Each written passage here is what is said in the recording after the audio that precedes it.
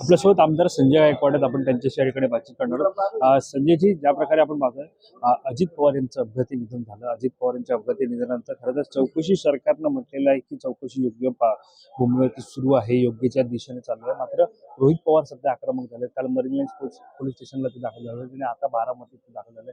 जनसमुदाय पाहायला मिळतो, काही परिस्थिती बिघडण्याची. बघा, त्यांच्या भावनाचा उद्रेक होणं हे स्वाभाविक आहे.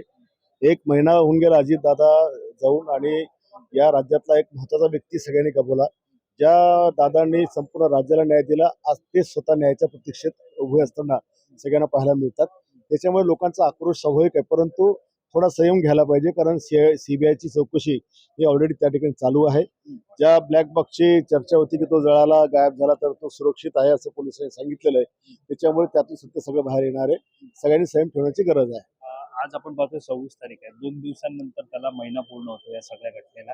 मात्र त्यांच्याच पक्षाचे आमदार असतील, कार्यकर्ते असतील, ते म्हणतात जर इतका मोठा नेता होता मग इतका वेळ का घेतला चौकशीला. आता प्लेन क्रॅशचा विषय आहे, साधी छोटी घटना नाहीये. त्याच्यामुळे या सगळ्या गोष्टी चौकशी होणं याच्याकरता वेळ लागणारच आहे.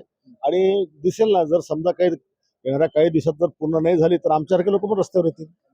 दाऊस बाबत चर्चा होणार आहे आज सभागृहामध्ये. मात्र दाऊसवरती याआधी विरोधकांनी टीका केलेली आहे की जर भारतातली जे उद्योगपती आहेत त्यांच्याशी दाऊसला जाऊन करार करण्याची काय गरज आहे. नाही, आता दावोसला जाऊन जेवढे काही बिझनेस आपल्या महाराष्ट्रामध्ये आज येत आहेत, विरोधकांना केवळ नाव ठेवायचं हे काम असतं.